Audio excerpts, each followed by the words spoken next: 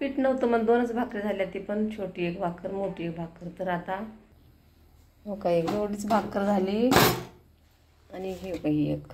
आता ही साहेबाला द्यायचं, आमच्या साहेबाला द्यायचं ना आम्ही शिळं खायचं. बघा शिळ्या भाकरी पडल्यात आता. त्यांना ताजं तेवढंच पीठ होतं, आता तेवढंच भाकरी आता पुरवणार तर पुरू आता तेवढंच द्यायचं. आता चटणी करते.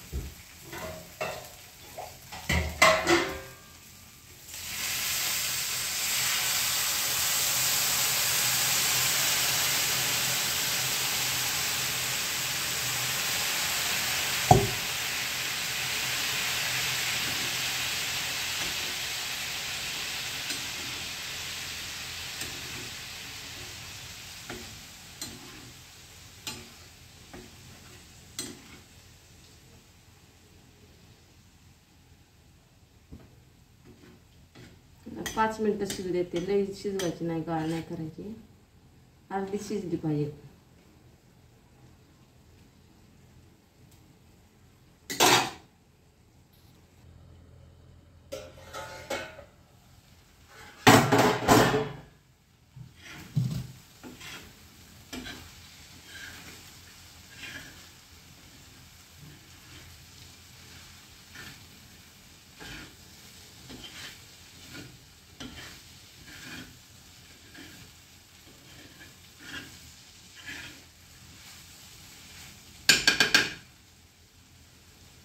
झाली का नाही मोकळी डाळ, अर्धी अर्धी शिजवायची, लई नाही.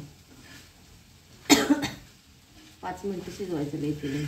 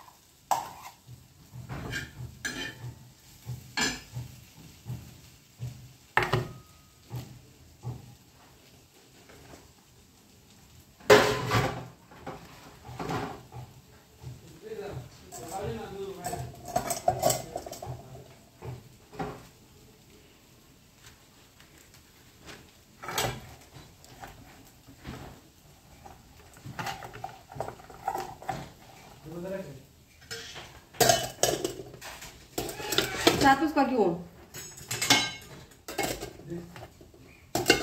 गाडी घरात आणलं का?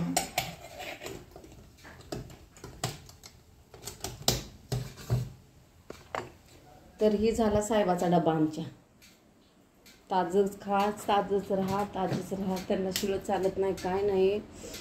तर मला आम्ही शिळं खाल्लं तर चालतं, पण त्यांना ताजंच पाहिजे असं नवस आहे. तर आता ताजं केला डबा, पीठ नसताना सुद्धा आता चपाती केलं तर नाव ठेवणार, म्हणणार तेलाच्या नको, असं नको, तसं नको. आता केल्या 2 भाकरी तर देते डबा बांधून. Bye bye. एकदा दिलं मग खायला तीच येणार पुढं पुढं सारखंच. आता कुठवर देव जातोस का तू गाडी घेऊन का नको? राहणार तर येऊ तुझ्या पप्पाला. हा आता किती वेळा गाडी काढतोस बाहेर? हा काम करतो जा मग.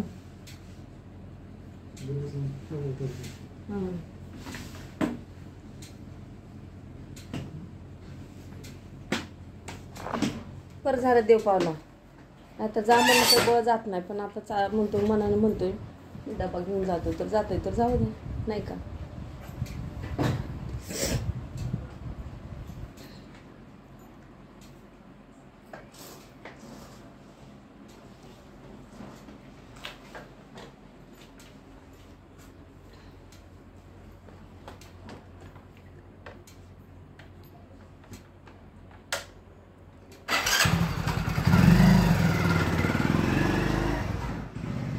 झालं माझं दिवसाचं काम संपलं. आता आराम करते थोडासा.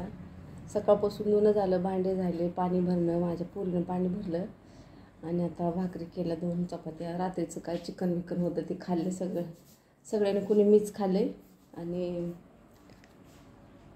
पोरीला तर काय आवडतच नाही, तर त्यांनी तर काय खाल्लंच नाही. तर आता झाले नाश्ता पाणी. Bye bye. झालं. कसा वाटला डबा सांगा.